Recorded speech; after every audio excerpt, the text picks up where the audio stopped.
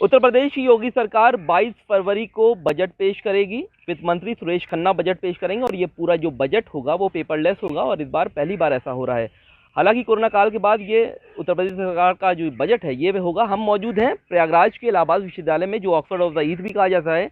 आप देख सकते हैं हमारे साथ यहाँ पर छात्र हैं। हम उनसे बातचीत करते हैं कि आखिर वो किस तरीके का उनको बजट से उम्मीदें हैं। सबसे पहले हम आपके पास आएंगे। बजट आने वाला है, क्या कहना चाहती हैं और किस तरीके की उम्मीद है आपको? हम लोग को ये उम्मीद है कि हम लोग का जो विश्वविद्यालय है, फोर्थ ओल्डेस्ट यूनिवर्सिटी है, तो हम लोग के सेंट्रल लाइब्रेरी में साइंस की मतलब कुछ जो टीचर्स रिकमेंड करते हैं वो बुक्स थोड़ी कम होती हैं, तो उस चीज़ को स्टूडेंट्स से कंसल्ट करना चाहिए। जो एक प्रोफेसर और स्टूडेंट्स के बीच कम्युनिकेशन होता है वो थोड़ा कम है यहाँ पे, तो उसको बढ़ाना चाहिए और स्टूडेंट से पूछ के जो यहाँ पे बुक्स की कमी है उसको बढ़ाना चाहिए। और दूसरी मोस्ट इम्पॉर्टेंट, यहाँ पे कोएट है, लड़कियां भी हैं, लड़के ही पढ़ते हैं, सैनिटरी मशीन्स नहीं है यहाँ पे, वो मोस्ट इंपॉर्टेंट है, उसको सबसे पहले लगवाना चाहिए। और सेंट्रल लाइब्रेरी में मशीन्स को लगवाना चाहिए और बाथरूम गर्ल्स के लिए उसकी थोड़ा कमी है, उस चीज़ को बढ़ाना चाहिए।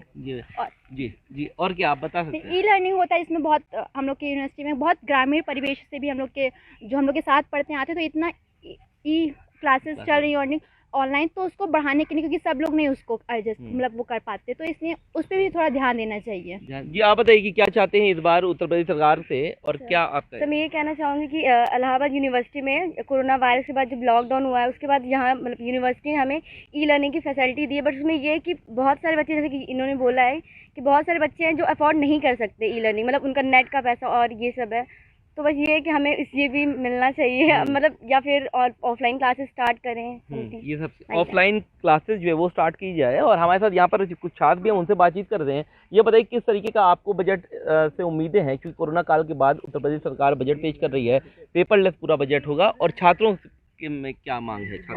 देखिए, आपने जैसा कि कहा कि ये पेपरलेस बजट मतलब आने वाला है, और इससे पहले भी हम लोगों ने फरवरी में देख लिया है संसद भवन में कि किस तरीके से एक बजट आया था, बट उसमें भी स्टूडेंट्स यूथ के लिए, उनके एम्प्लॉय के लिए, उनके जॉब के लिए और एजुकेशंस के लिए तो कुछ हाथ है नहीं लगा स्टूडेंट्स को।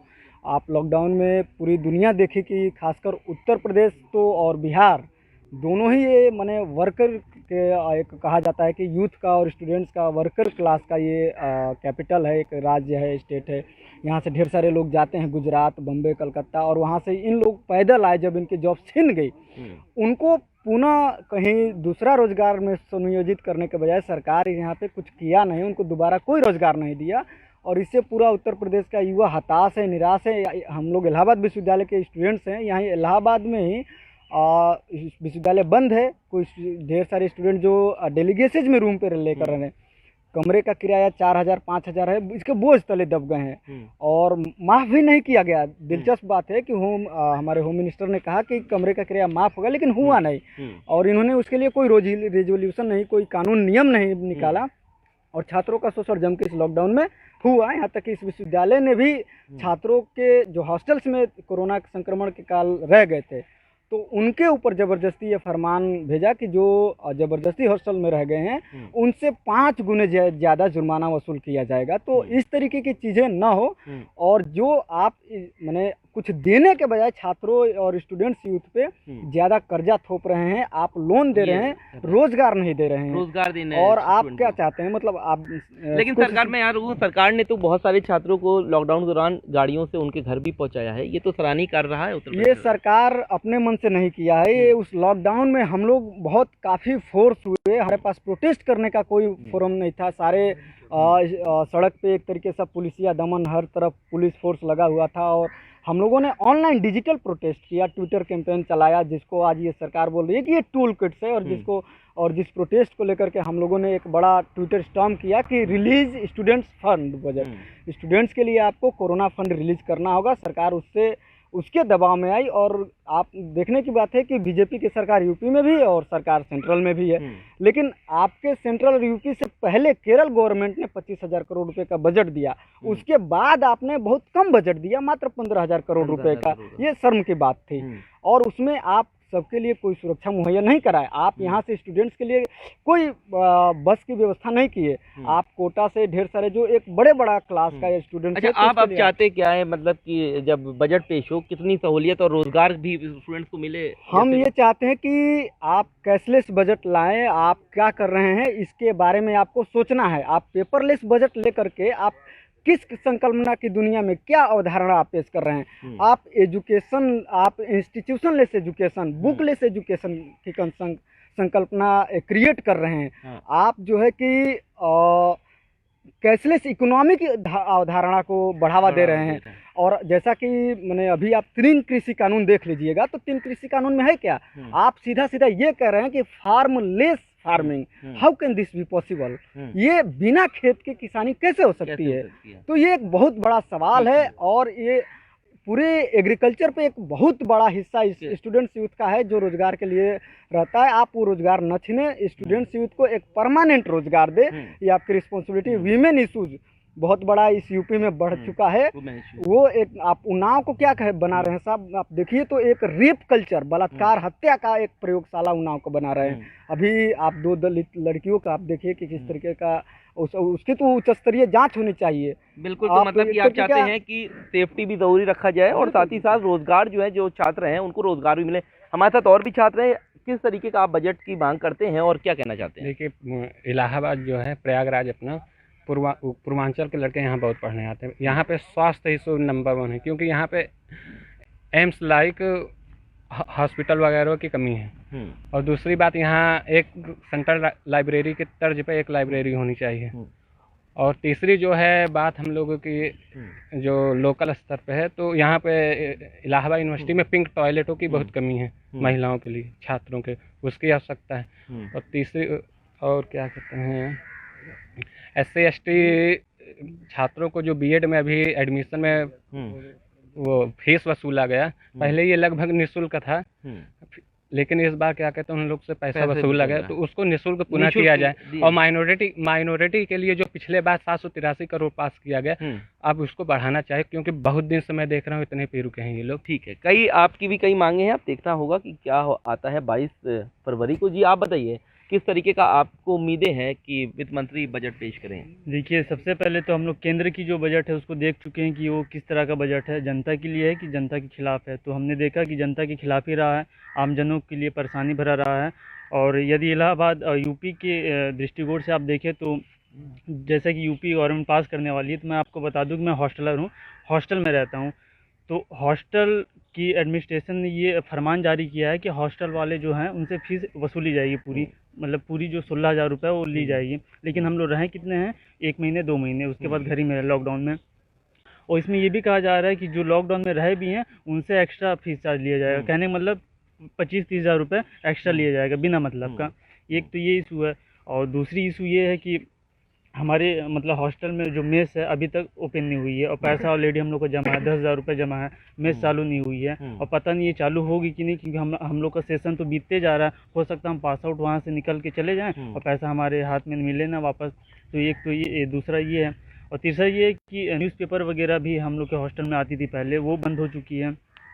तो ढेर सारी ये परेशानी है। और फीस भी जिस तरह बढ़ ही रही है एजुकेशन में, आप देख ले रहे हैं कि बहुत ज़्यादा बढ़ रहा है। वो भी शिक्षा नीति में भी कुछ बदलाव की ज़रूरत की मांग कर रहे हैं। साथ ही साथ जो और भी दिक्कतें हैं छात्रों की, वो भी। जी, आप बताइए किस तरीके का ये जो है बजट आप मांग करते हैं और क्या कहना चाहते हैं? सबसे पहले तो मैं स्कॉलरशिप के मुद्दे पर आता हूँ, क्योंकि उत्तर प्रदेश में 70% जो भी छात्र आ रहे हैं वो ग्रामीण परिवार से आ रहे हैं, और फीसें इतनी ज़्यादा बढ़ा रखी हैं, तो छात्र कम से कम स्कॉलरशिप के नाम पे अपनी फ़ीस वापस पा जाता है तो दूसरे साल भर देता है। हॉस्टल्स की व्यवस्था तो है नहीं, तो वो पीजी में रहता है, अपना रहना खाना तो जैसे तैसे मेंटेन कर ही है। कम से कम आप स्कॉलरशिप दे के उसकी फ़ीस अगले साल की पढ़ाई न रुके इसके लिए दें। अब जैसा अभी हो रहा है कि मतलब 2 महीने से 1.5 महीने से करीबन ये हो रहा है कि समाज कल्याण विभाग डेट बढ़ाएगा और छात्रों दोबारा छात्रवृत्ति का आवेदन करेंगे।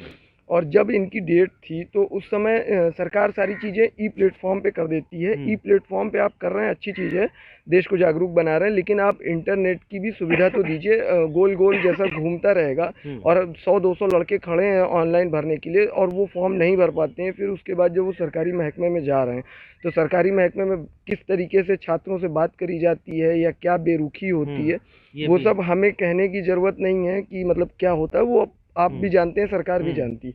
तो मैं तो ये चाहूँगा कि पहले तो स्कॉलरशिप की डेट बढ़ाई जाए, और अगर नहीं बढ़ाना है या नहीं देना है तो कम से कम मुख्यमंत्री जी स्पष्ट कह दें कि हम इस साल छात्रों को स्कॉलरशिप नहीं दे पाएंगे। स्कॉलरशिप भी ना मिले, 100-200 रुपये हमारा आवेदन का भी बर्बाद हो। क्योंकि जब हम इलेक्ट्रॉनिक पोर्टल पे भरने जाते हैं तो लगभग सभी छात्र इतने जागरूक नहीं होते हैं, ना सामर्थ्य होते हैं कि वो अपने मोबाइल से सारी चीज़ें भर सकें। वो कैफ़े वालों के पास जाएंगे, 100 रुपये मिनिमम चार्ज होता है। अभी जैसे इलाहाबाद यूनिवर्सिटी ने बैंक में अकाउंट, स्कॉलरशिप के अकाउंट खोलने की बात कही, तो आप किसी भी बैंक में जाएंगे तो वहाँ ऑफलाइन अकाउंट खुल जाते हैं, लेकिन यहाँ पे क्या है कि ये ऑनलाइन अकाउंट खुलवा रहे हैं।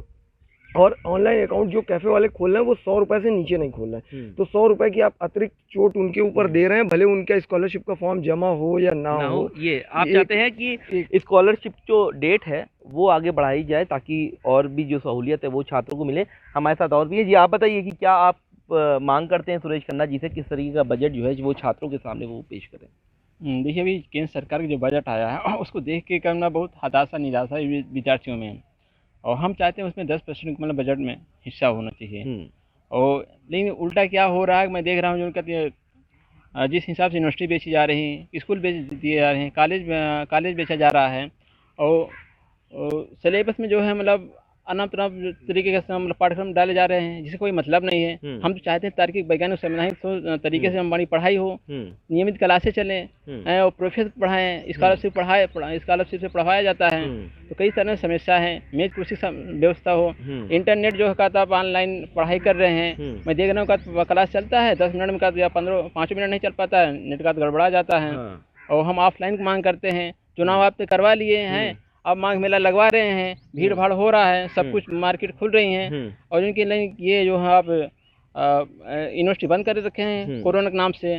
और जो लड़के दूर दराज के हैं, हॉस्टल नहीं मिला हुआ है। आप कहाँ बाहर से हैं कि आप यहीं के रहने वाले? नहीं, हम भी बाहर के रहने वाले हैं। कहाँ से आप आए? हम अम्बेडकर नगर रहने वाले हैं। अच्छा, समस्या यहाँ बहुत हो रही है। समस्या अच्छा, रूम रेंट भी बहुत बढ़ गया होगा, महंगाई क्योंकि बढ़ी है, कितनी दिक्कतें आप लोग को वो आ रही है? माफ़ करिएगा, जब जो है का तो सरकार को थोड़ा बुरा लगेगा। जब मैं आया था 400-500 रुपये का रूम मिल जाता था। यहाँ जो उनके 90% लड़के जाते हैं वो रूम लेके, मतलब 90 क्या 70% लड़के जो है रूम लेके रहते हैं। और मकान मालिक मनमानी किराए वसूल रहे हैं। सब ग्रामीण परिवेश से लड़के आते हैं, खेती किसानी करने वाले माँ बाप बच्चे आते हैं यहाँ पे, मनमानी का तो अपना लूट रहे हैं और उसका कारण मतलब पैसा भुगतान नहीं किया जाता। तो मकान मालिक पर भी राहत मिले, आप चाहते हैं कि इस पर भी राहत मिले। मैं देख रहा हूँ यूनिवर्सिटी बहुत सारी जमीनें पड़ी हुई हैं, खाली पड़ी हुई हैं, सरकार उस पर कुछ नहीं कर रही है। सब जो बड़े बड़े यहाँ जो मठाधीशी हैं, पावरफुल लोग हैं, उसको का तो कब्जा करते चले जा रहे हैं।